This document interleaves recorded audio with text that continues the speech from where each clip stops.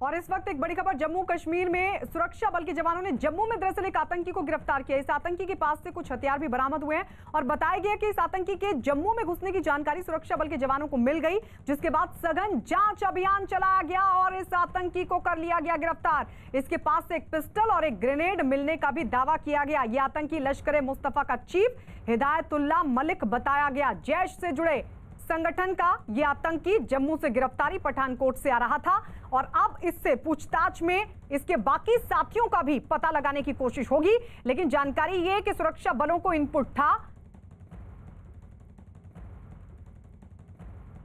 हमने लश्कर मुस्तफा के जो अपने ही हिसाब से अपने आप को चीफ बता रहे हैं, जिसका नाम हिदायतुल्लाह मलिक है, उसको कैटेगराइज टेररिस्ट है, उसको हमने यहाँ पे अरेस्ट कर लिया हुआ। उसके पास से आर्म्स एंड एम्युनिशन की रिकवरी भी हुई है। फर्दर रिकवरीज बहुत सारी जगह पे हमने सर्च करना है, छापे डालने हैं और उसके बेसिस पे और फर्दर रिकवरीज होने का चांस है। पवन हमारे साथ जुड़ गए हैं ज्यादा जानकारी के साथ। पवन, आप क्या जानकारी मिल पा रही है इसके बारे में? देखिए, ये लश्कर मुस्तफा का चीफ है हिदायतुल्लाह मलिक और ये ए कैटेगरी का टेररिस्ट है। अनंतनाग पुलिस की एक गुप्त सूचना थी, जिसके आधार पर जम्मू कश्मीर पुलिस ने एक स्पेशल नाका जो था वो फ्रेम किया था। जम्मू के जो आउटस्कर्ट्स का इलाका है, जम्मू पठानकोट नेशनल हाईवे पर कुंजवानी, वहां से इसको गिरफ्तार किया गया है। और जो शुरुआती इसकी पूछताछ हुई है, जो जांच की जा रही है, उसमें जो सामने आया है कि ये जम्मू शहर में कोई बड़ा हमला करने की फिराक में था और पिछले कई दिनों से कश्मीर से ये 2 से 3 लोगों का ग्रुप जो था ये लापता हुआ था और माना जा रहा था कि जम्मू शहर में ये हमला करेंगे। और ये उत्तर प्रदेश नंबर की एक गाड़ी में बैठकर पहुंचा था वहां पर। हालांकि इसके 2 साथियों की तलाश अभी भी जारी है।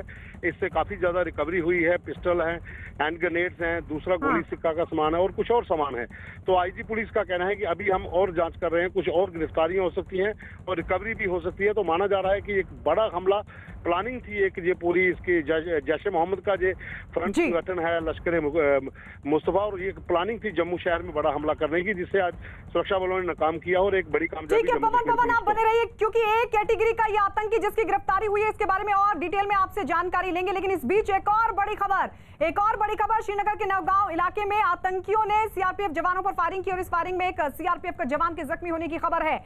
हमले के तुरंत बाद पूरे इलाके को सुरक्षा बल के जवानों ने घेर लिया और आतंकियों की तलाश तेज कर दी है। सीआरपीएफ पर यह हमला, सीआरपीएफ के जवानों पर हमला किया गया, फायरिंग की गई। आतंकियों की तरफ से तलाशी अभियान फिलहाल जारी है, लेकिन जानकारी यह भी कि सुरक्षा बलों की तरफ से पूरे इलाके को घेर लिया गया है। रिफत इस वक्त हमारे साथ जुड़ गए। रिफत, क्या जानकारी, अभी क्या हालात?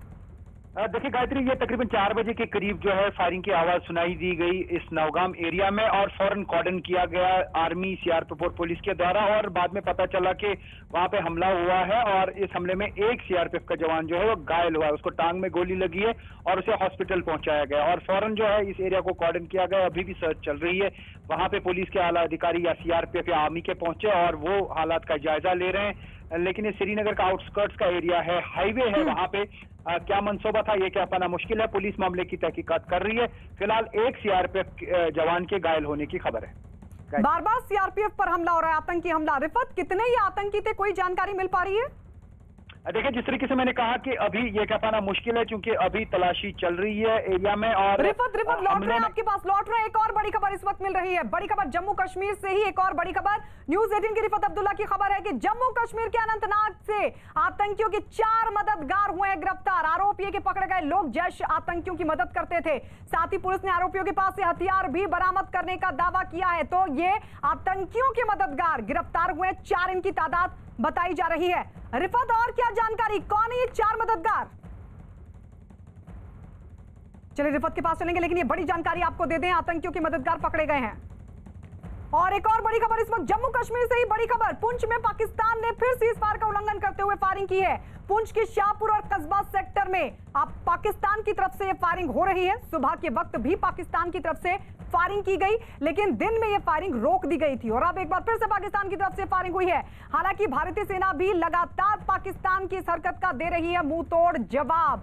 लगातार पाकिस्तान की तरफ से सीज फायर का वायलेशन और इस सब के बीच पुंछ सेक्टर में पाकिस्तान ने एक बार फिर से 30 पार का उल्लंघन किया है।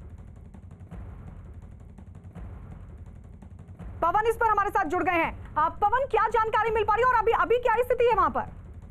देखिए, अभी भी फायरिंग जारी है पाकिस्तान की तरफ से। जो पुंछ का शाहपुर और कस्बा सेक्टर है, इन दोनों सेक्टरों में रात को भी भारी फायरिंग हुई थी, जो सुबह लगभग 3 बजे तक जारी रही और फिर सुबह फिर अचानक फायरिंग शुरू की 7 बजे के करीब, जो 8 बजे तक जारी रही। लेकिन अभी दोपहर को पाकिस्तानी सेना भारी गोलाबारी कर रही है रिहायशी इलाकों में और भारतीय सेना की पोस्टों को टारगेट किया जा रहा है। भारतीय सेना भी जवाबी कार्रवाई कर रही है। दोनों तरफ से फायरिंग लगातार चल रही है। फिलहाल अभी तक कोई नुकसान की खबर नहीं है, लेकिन पिछले अगर हम बात करें 2 महीने से लगातार सीज फायर का वायलेशन पाकिस्तान की तरफ से जिला रजौरी और जिला पुंछ के LOC के इलाकों में किया जा रहा है। पवन, लौटेंगे आपके पास अपडेट के लिए। तो ये एक बार फिर से पाकिस्तान की तरफ से सीज फायर का वायलेशन और पिछले 2 महीनों से पाकिस्तान लगातार इस तरह की हरकत कर रहा है। फिलहाल कोई नुकसान नहीं और भारतीय सेना भी लगातार मुंहतोड़ जवाब दे रही है। और आइए बात करते हैं पश्चिम बंगाल की सियासत की। पश्चिम बंगाल में जैसे जैसे चुनाव नजदीक आ रहे हैं, सियासी घमासान भी तेज हो रहा है और आज बीजेपी की तरफ से निकाली जा रही है परिवर्तन यात्रा, जिसकी अलग अलग तस्वीरें हम आपको दिखा रहे हैं। बंगाल में आज बीजेपी अध्यक्ष JP नड्डा ने परिवर्तन यात्रा का आगाज कर दिया है। उन्होंने बंगाल के नदिया में रथ यात्रा को दिखाई हरी झंडी और इसके बाद वो रथ पर सवार होकर परिवर्तन यात्रा में शामिल हुए। इससे पहले बीजेपी अध्यक्ष JP नड्डा ने चैतन्य महाप्रभु के आश्रम में की पूजा अर्चना और फिर एक रैली को भी संबोधित किया, जिसमें ममता बनर्जी पर बड़ा हमला बोला। JP नड्डा ने मालदा में रोड शो भी किया, जिसमें लोगों की भारी भीड़ उमड़ी। पश्चिम बंगाल के मालदा में बीजेपी अध्यक्ष JP नड्डा ने किसानों के साथ खाना भी खाया। बंगाल में बीजेपी 5 परिवर्तन यात्राएं निकालेगी, जिसकी शुरुआत आज से हो गई है। पश्चिम बंगाल की नदिया में बीजेपी अध्यक्ष JP नड्डा ने झंडा दिखाकर परिवर्तन यात्रा की शुरुआत की। वो खुद परिवर्तन यात्रा के लिए तैयार हुए, रथ पर सवार हुए। न्यूज 18 से खास बातचीत में उन्होंने ममता बनर्जी पर बड़ा हमला बोला और इस बार चुनाव में उनकी ममता बनर्जी की हार तय बताई। इससे पहले उन्होंने परिवर्तन यात्रा के लिए तैयार किए गए रथ की पूजा भी की। बीजेपी ने पूरे राज्य में इस तरह की 5 परिवर्तन यात्रा निकालने की तैयारी की है, जो राज्य के सभी विधानसभा क्षेत्रों से होकर गुजरेगी।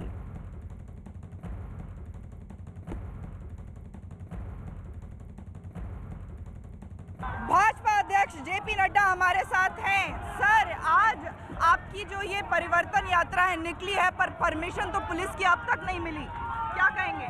देखिए, प्रजातंत्र में जनता आगे चलती है, सारे रास्ते खुल जाते हैं और ये सामने आप जो देख रहे हैं जनसैलाब, ये अपने आप में परमिशन है। ये बंगाल के लोगों का परमिशन है और ये बंगाल के लोग तय करेंगे आगे कैसे रखना है। साफ संदेश है, ममता जी जा रही हैं, भारतीय जनता पार्टी आ रही है, कमल खिल रहा है। मोदी जी के नेतृत्व में लोग बंगाल में सरकार यहाँ लाएंगे और यहाँ भारतीय जनता पार्टी की सरकार बनेगी।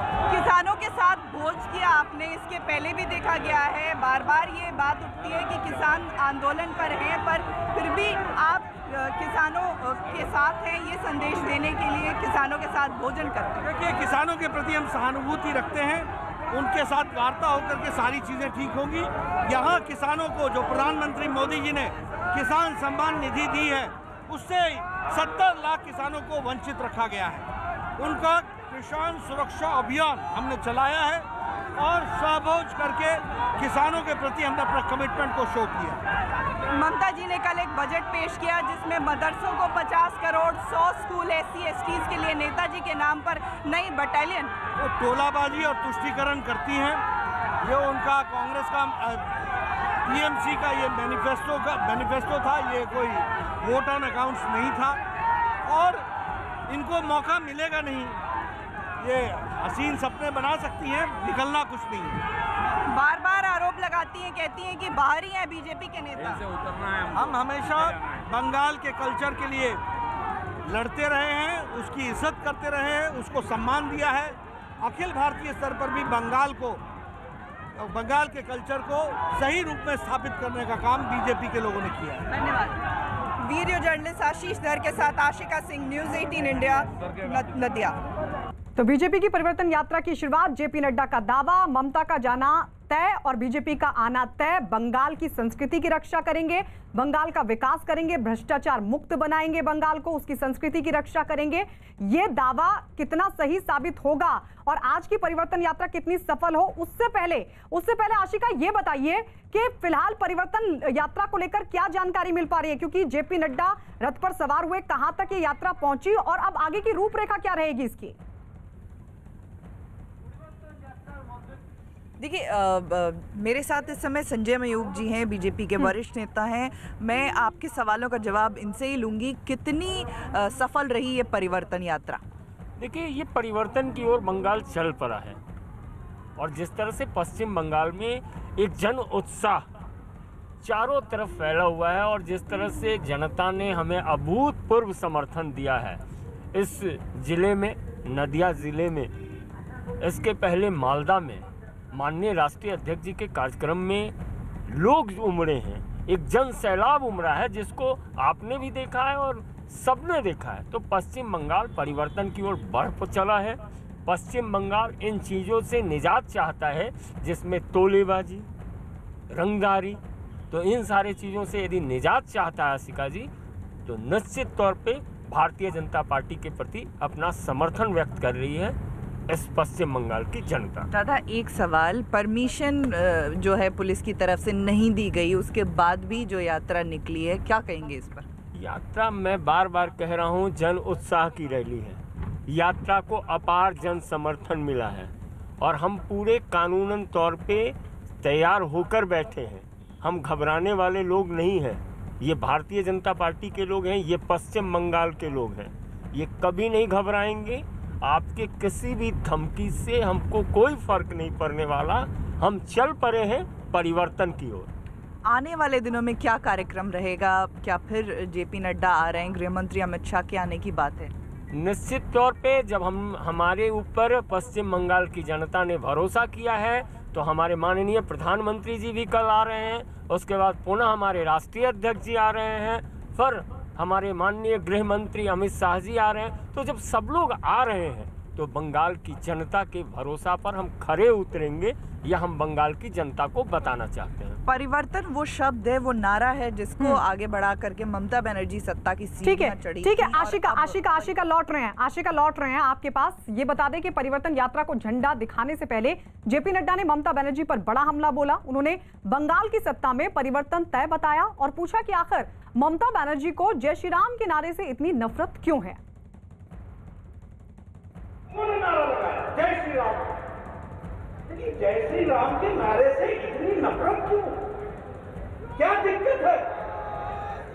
क्या भारत की संस्कृति के साथ जुड़ना गलत है? क्या अपने महापुरुषों को याद करना गलत है? क्या